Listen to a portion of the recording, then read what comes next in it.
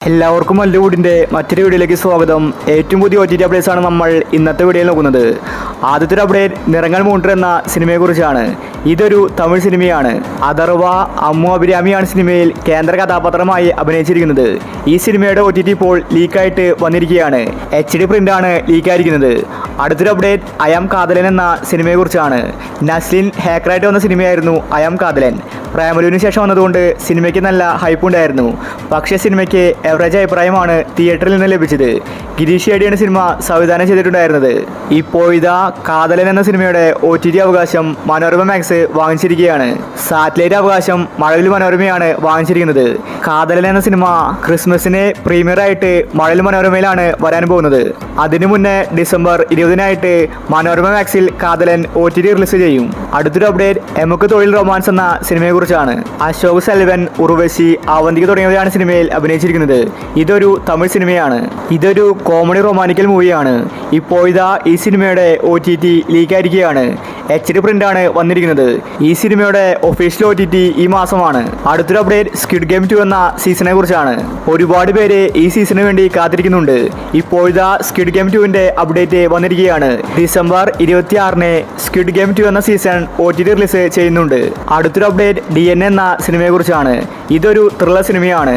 നമിത പ്രമോദ്, റിയാസ് ഖാൻ, അസ്കർ, ഹന്നറജ് എന്നിവരാണ് സിനിമയിൽ കേന്ദ്ര കഥാപാത്രമായി അഭിനയിച്ചിരിക്കുന്നത്. ഈ ഒരു സിനിമ തിയേറ്ററുകളിൽ പരാജയപ്പെട്ടു. ഇപ്പോൾ ഇതാ DNA എന്ന സിനിമയുടെ OTT അവകാശം സൈനപ്ലേ വാങ്ങിച്ചിരിക്കുകയാണ്. ഈ വീക്കിൽ DNA എന്ന സിനിമ OTT റിലീസ് ചെയ്യുന്നുണ്ട്. എക്സ്പെക്റ്റഡ് ഡേറ്റ് നോക്കിയാൽ ഡിസംബർ 14-ന് DNA എന്ന സിനിമ സൈനപ്ലേയിൽ OTT റിലീസുണ്ട്. അടുത്തൊരു അപ്ഡേറ്റ് പുഷ്പ 2 എന്ന സിനിമയെക്കുറിച്ചാണ്. കേരളത്തിൽ സിനിമ പരാജയപ്പെട്ടുവെങ്കിലും കേരളത്തിന് പുറത്തെ സിനിമ വമ്പൻ ഹിറ്റായിരിക്കുകയാണ്. പുഷ്പ 2 എന്ന സിനിമ 700 കോടി ക്ലബിൽ എത്തിയിരിക്കുകയാണ്. ഇപ്പോൾ ഇതാ ഈ സിനിമയുടെ OTT അവകാശം നെറ്റ്ഫ്ലിക്സ് വാങ്ങിച്ചിരിക്കുകയാണ്. അടുത്ത മാസം നെറ്റ്ഫ്ലിക്സിൽ പുഷ്പ 2 OTT റിലീസുണ്ട്. എക്സ്പെക്റ്റഡ് ഡേറ്റ് നോക്കിയാൽ ജനുവരി ആദ്യ വീക്കിലായിരിക്കും പുഷ്പ 2ൻ്റെ OTT റിലീസ്. അടുത്തൊരു അപ്ഡേറ്റ് ഹലോ മമ്മി എന്ന സിനിമയെക്കുറിച്ചാണ്.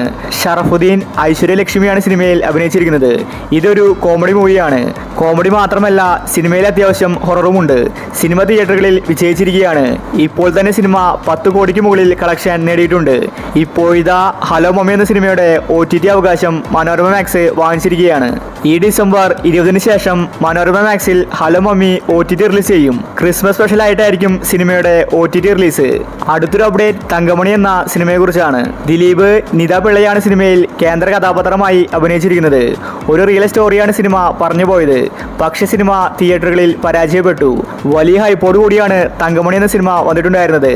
ഈ സിനിമ ഇറങ്ങിയിട്ട് കുറെ കാലമായി. ഇതുവരെ OTT റിലീസ് ചെയ്തിട്ടില്ല.